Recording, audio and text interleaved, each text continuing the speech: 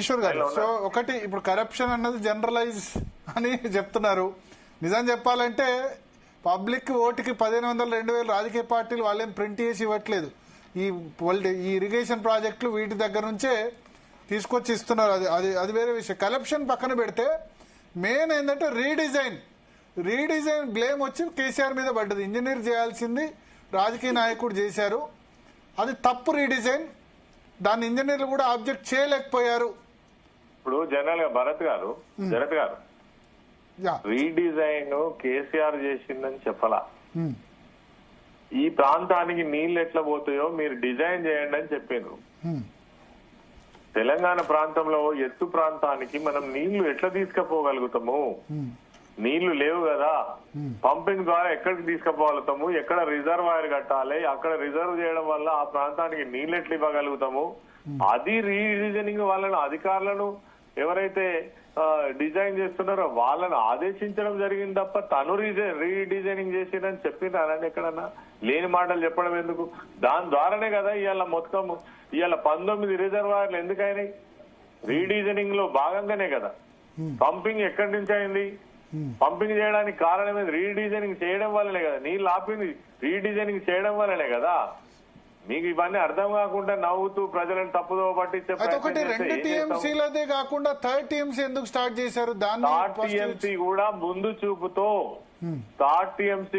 ముందు చూపుతో రేపు ఎస్ఆర్ఎస్పీలో నీళ్లు లేకపోయినప్పటికీ కూడా మహారాష్ట్ర విపరీతమైనటువంటి ప్రాజెక్టులు కట్టి 25 ప్రాజెక్టులు కట్టినారు. నీళ్లు లేకపోతే కూడా మరి రీపంపింగ్ ద్వారా మళ్ళీ ఎస్ఆర్ఎస్పీని కూడా మనము పునర్జీవనం చేసుకోవచ్చు అనే గొప్ప ఉద్దేశంతో చేస్తే దాన్ని తప్పుపడితే ఏం చేస్తారండి?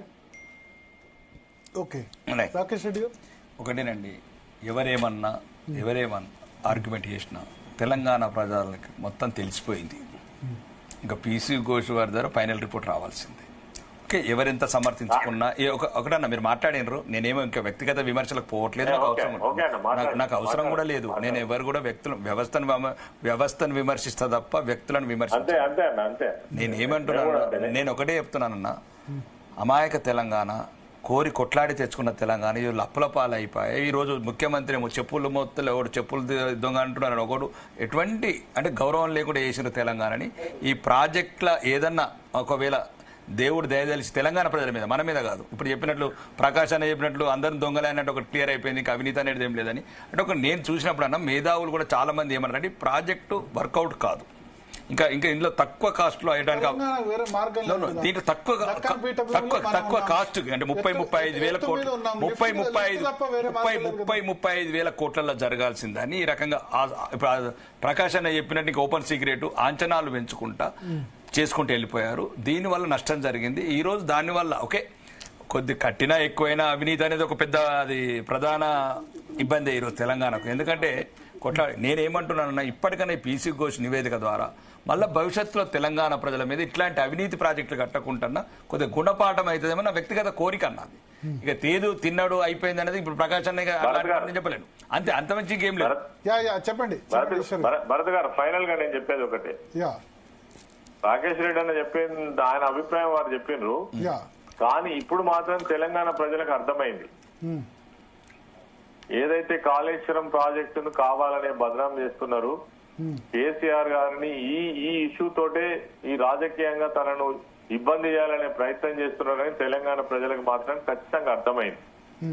అందుకనే ఇప్పుడు నిన్న హరీష్ రావు గారు ఇచ్చినటువంటి నివేదికలో ఒక్కొక్క ప్రాజెక్టు గురించి, ఆ ప్రాజెక్టు డిజైన్ చేసినప్పుడు తర్వాత పూర్తి చేసే నాటికి ఎంతెంత వ్యయం ఎట్టెట్లా పెరిగింది. ఆ రోజు శ్రీరామ్ సాగర్ ప్రాజెక్టు నుంచి మొదలుకుంటే కాళేశ్వరం ప్రాజెక్టు ఇంత తక్కువ వ్యయంతో నిర్మాణం చేసినటువంటి ప్రాజెక్టు కూడా కాళేశ్వరం ప్రాజెక్ట్ అని నిన్న అంటే ప్రూఫ్స్ తో సహా చెప్పిండ్రు.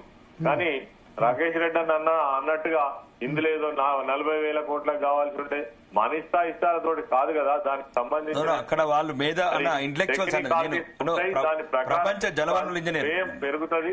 కాబట్టి రేపు ప్రజలకైతే అర్థమైంది, కావాలనే కాళేశ్వరం ప్రాజెక్టును పేరు పెట్టి బీఆర్ఎస్ పార్టీని, కేసీఆర్ ను బదనాం చేసేటువంటి ఒక ప్రణాళికబద్ధంగా కుట్ర జరుగుతుందని తెలంగాణ ప్రజలకు మాత్రం ఖచ్చితంగా అర్థమైందనేది మాత్రం మాకు తెలుసు. భరత్ గారు. కమిషన్ల మీద కూడా నమ్మకం ఉంచాలండి. ఇప్పుడు మనం అన్నట్టు ఎవరిని బదనాం చేయడానికి ఏమీ లేదు. బదనాం డెఫినెట్ గా న్యాయ వ్యవస్థ నమ్మకంలో తీసుకోవాలి. మరి మన రాజకీయ యాక్సెప్ట్ చేస్తారా ఈశ్వర్ గారు? కమిషన్ ఇప్పుడు సుప్రీంకోర్టు రిటైర్డ్ నేను ఏమంటున్నా భరత్ గారు, కమిషన్ రిపోర్ట్ వచ్చిన తర్వాత, కమిషన్ నివేదిక వచ్చిన తర్వాత, ఎంక్వైరీ కంప్లీట్ చేసిన తర్వాత వీళ్ళు అవినీతి జరిగిందని మాట్లాడితే సంతోషించే వాళ్ళము. మరి ఏమి జరగక ముందే లక్ష కోట్లు అని ఇప్పటికే తెలంగాణ ప్రజలను అంటే మోసం చేసిండ్రు. రేవంత్ రెడ్డి గారు అన్నారు తప్ప మేమనలేదు. ఉంది కాబట్టి దాన్ని ఎవరు నమ్మే పరిస్థితుల్లో లేరు. వీళ్ళు కావాలని ఉద్దేశపూర్వకంగానే చేస్తున్నారు. ఉద్దేశపూర్వకంగానే మొన్న నీళ్లు పంపింగ్ చేయలేదు. చాలా ప్రాంతాలలో పంటలు ఎండబెట్టిరు అనేది కూడా ప్రజలు ఇప్పుడు ఒకటి అర్థమైంది వాళ్ళకు. సార్, నీళ్లు పంపింగ్ చేయకుండా ఎక్కువ రోజులు ఉండలేరు కదా. ఇప్పుడు మీ ధర్మపురి నియోజకవర్గం ప్రకాష్ గారు చెప్పిండు కదా, డెఫినెట్ గా రేపు వచ్చేది వర్షాకాలం, మళ్ళా రేపు వేసవి పంటలకు మాత్రం పంపింగ్ చేయకుండా నడుస్తుందా? నడవదు కదా. ఇది ఏదో మభ్య పెట్టడం కోసం చేస్తున్న ప్రయత్నం తప్ప డెఫినెట్ గా పంపింగ్ చేయకుండా. వాళ్ళు మేడిగడ్డ అన్నారం సుందిళ్ల నుంచి అయితే వాటర్ లేకుండా ఎల్లంపల్లి నుంచి ఎస్ఆర్ఎస్పి కడెం నుంచి వచ్చినవి లిఫ్ట్ చేస్తారు. మేడిగడ్డ అన్నారు సుందిల ఈ ఇయర్ కూడా డౌటే, ఎందుకంటే ఇప్పుడు డౌటే ఇయర్ కూడా డౌటే. అది లేకుండానే చేసి ఈ డిజైన్ తప్పని చూపిస్తారు కాంగ్రెస్. అప్పుడు మీరు ఒప్పుకుంటారా? మేడిగడ్డ అన్నారు సుందిల ఈ మూడు ఇప్పుడు వచ్చే సీజన్ వర్షాకాలం సీజన్ రేపు వస్తున్నది.